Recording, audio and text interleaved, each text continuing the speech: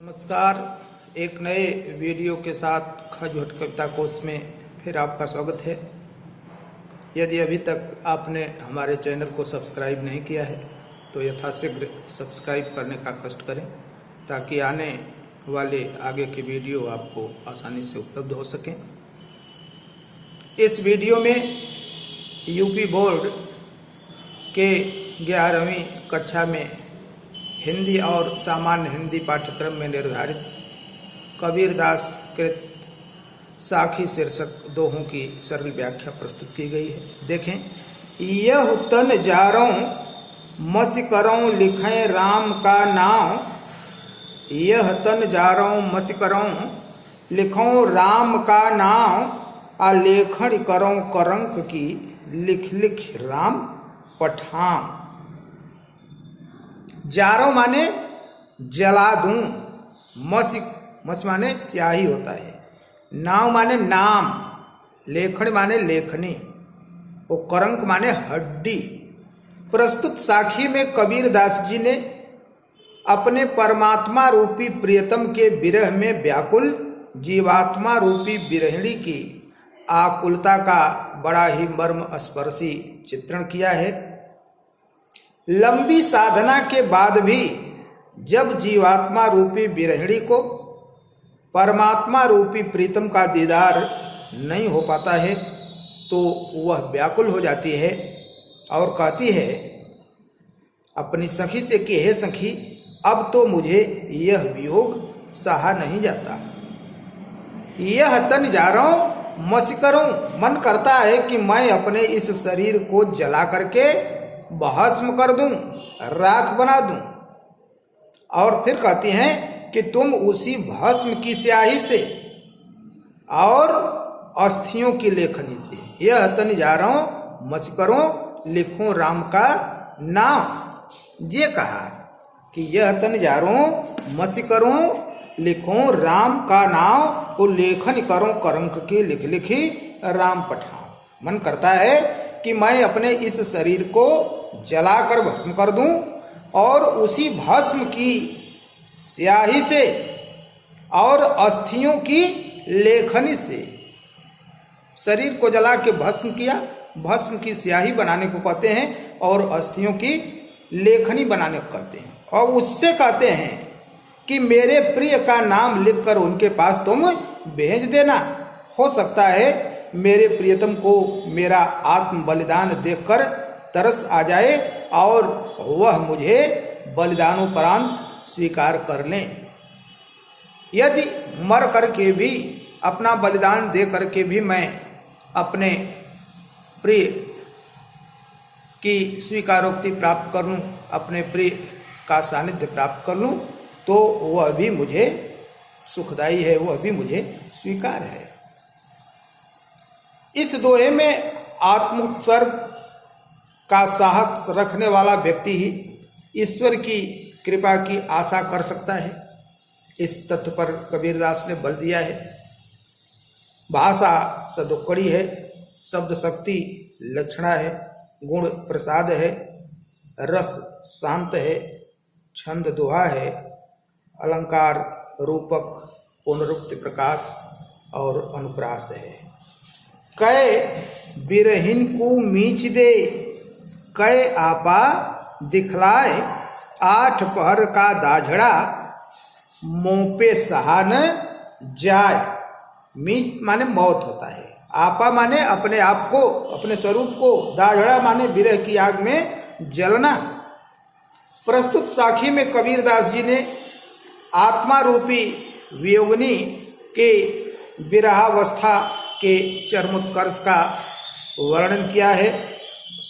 जीवात्मा रूपी विरहिणी कहती है कि हे मेरे परमात्मा रूपी प्रियतम, कै विरहिणी को मीच दे, या तो तुम मुझ विरहिणी को मीच दे माने मृत्यु दे दे, मार दे, मृत्यु ही प्रदान कर दे, कै आपा दिखलाए, या अपना दर्शन ही दे दो, अपना दर्शन दे करके कृतार्थ कर दो, क्योंकि आठ पहर का दाझड़ा मुंह पे सहा न जाए। आठों पहर तुम्हारे वियोग की आग में जलना अब मुझसे सहा नहीं जाता है। 8 पहर होते हैं, 4 पहर दिन के, 4 पहर रात के, 24 घंटे के मिलाकर के 8 पहर। तो कहती है कि रात और दिन वियोग की आग में जलना अब मुझसे सहन नहीं होता, इसलिए हे मेरे परमात्मा रूपी प्रीतम, या तो मुझे अपना दर्शन दे दो, अन्यथा मुझे मार ही दो, क्योंकि इस वियोग की आग में जलना अब मुझसे सहा नहीं जाता है। विरह की तीव्र व्यथा की सहज अभिव्यक्ति हुई है। भाषा सदुक्कड़ी है, शब्द शक्ति लक्षणा है, गुण प्रसाद है, रस शांत है, छंद दोहा है और अलंकार अनुप्रास। आगे देखें, कबीर रेख सिंदूर की काजल दिया न जाए, कबीर रेख सिंदूर की काजल दिया न जाए, नैन रमैया रम रहा दूजा कहाँ समाए। कबीर रेख सिंदूर की, प्रस्तुत साखी में परमात्मा के प्रति आत्मा के अनन्य प्रेम की अभिव्यक्ति करते हुए कबीरदास लिख रहे हैं कि कहते हैं कि रेख सिंदूर की कि जैसे कोई सौभाग्यवती स्त्री, कोई सुहागन स्त्री अपनी मांग में सिंदूर लगाती है, अपनी मांग को सिंदूर से ही भरती है। काजल दिया न जाए, उसमें काजल नहीं लगा सकती, सिंदूर की ही जगह है। उसको कहा जाए कि वहां काजल दे दो, वो नहीं करेगी। क्यों? क्योंकि वो सिंदूर उसके सौभाग्य का प्रतीक है। वैसे ही कह रहे हैं कि जिनकी आंखों में परमात्मा की छवि समा गई है, नैन रमैया रम रहा दूजा कहाँ समाए। तो जिनकी आंखों में परमात्मा की छवि समा गई, उनके लिए भौतिक वस्तुओं का कोई महत्व नहीं है, भौतिक वस्तुओं में उनका कोई आकर्षण नहीं रह गया है। इसी बात को बता रहे हैं। सिंदूर को सौभाग्य का और काजल को विषय वासना का प्रतीक बताया है कबीरदास ने।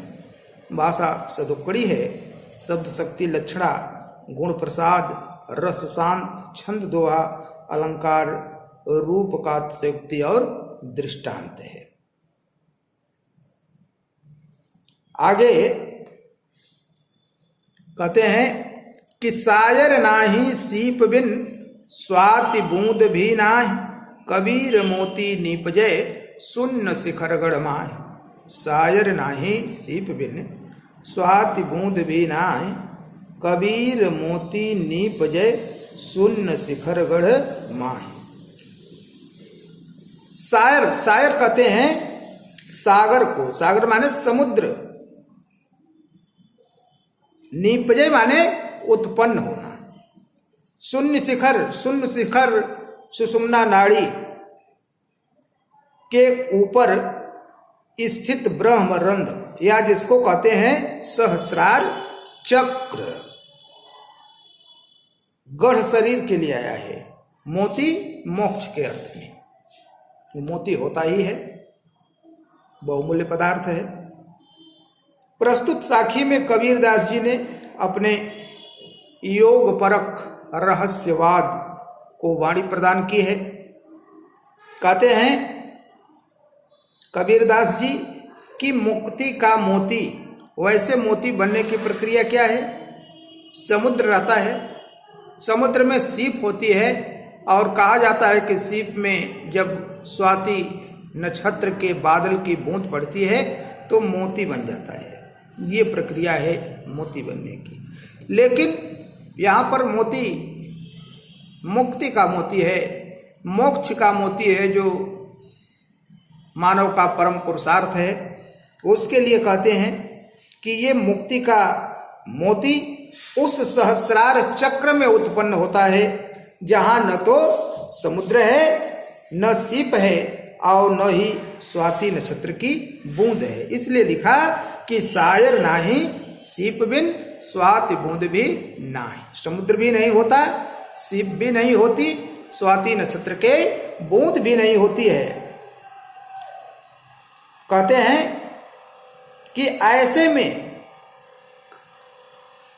कबीर मोती निपजे। कहते हैं कबीरदास की ऐसे में मुक्ति का मोती उत्पन्न होता है।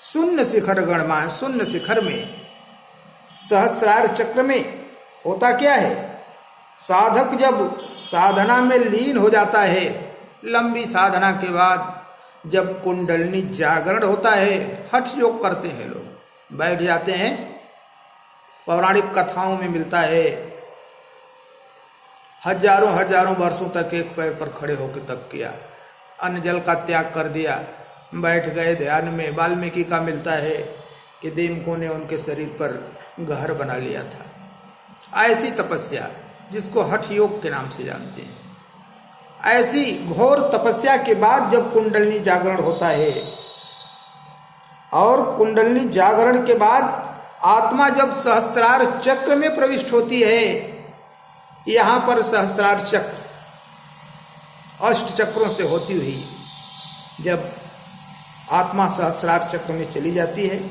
तो जीते जी ही जीवात्मा को मुक्ति का अनुभव होने लगता है। वो जीवन मुक्त हो जाती है, उसके सांसारिक बंधन छूट जाते हैं। तो इस बात को ये कह रहे हैं कबीरदास जी कि सायर नाही सीप बिन, न तो समुद्र रहता है, न सीप रहती है, न स्वाति की बूंद होती है। ऐसे शून्य शिखर में, ऐसे सहस्रार चक्र में मुक्ति का मोती उत्पन्न होता है। इस दोहे में भी वही पंचमेल खिचड़ी भाषा, लक्षणा शब्द शक्ति, प्रसाद गुण, भक्ति रस, दोहा छंद, रूप काति शक्ति अलंकार और विभावना अलंकार। विभावना अलंकार वहाँ होता है जहाँ कार्य और कारण में संबंध नहीं होता, बिना कारण के कार्य घटित हो जाए। यहाँ पर ऐसा ही है कि न तो समुद्र है, न सीप है, न स्वाति की बूंद है, लेकिन फिर भी मोती बन रहा है, इसलिए यहाँ विभावना अलंकार है। आगे देखें, पाणी हीते हिम भया, हिम होए गया बिलाय, जो कुछ था सोई भया, अब कुछ कहा न जाए। पाणी हीते हिम भया, पाणी कहते हैं पानी को, ब्रह्म के लिए आया है, जो परम तत्व है, जो परम पिता है, वही पानी है। हिम, हिम बर्फ है जीवात्मा को, बिलाय माने विलीन होना, सोई माने वही। तो कहते हैं इस साखी में कबीरदास कि जीवात्मा अमर है, ये नश्वर नहीं है। भगवान कृष्ण ने गीता में कहा कि न जायते म्रियते वा कदाचिन नायम वत्वा भवितावान, अजो नित्यो शाश्वतोयम पुराणो न हंडते हंडमाने शरीरे। इसी पर बल दिया है इन्होंने। कह रहे हैं कि पानी हीते हिमबया, कहते हैं जैसे पानी है वही जम जाता है, पानी से ही बर्फ बनती है, और वही बर्फ जब पिघल जाती है तो फिर पानी बन जाती है, उसका स्वरूप बदलता है, उसका अंत नहीं होता। जन्म और मरण के विषय में यही बात कहते हैं कि वैसे ही इस जीव की उत्पत्ति उसी परमपिता परमेश्वर से होती है, और मृत्यु जिसको हम कहते हैं, मृत्यु के बाद और कुछ नहीं होता, ये जीवात्मा उसी परमात्मा में विलीन हो जाती है। इसलिए कहते हैं कि इस विषय में अब आगे बहुत कुछ कहने की आवश्यकता नहीं है, कुछ शेष नहीं बचता है। इस दोहे में कवि ने अद्वैतवाद को प्रतिपादित किया है। पानी परमात्मा का तथा हिम आत्मा का प्रतीक है, भाषा सदुक्कड़ी है, शब्द शक्ति लक्षणा है, गुण प्रसाद है, रस शांत है, छंद दोहा है, अलंकार अन्योक्ति है। धन्यवाद।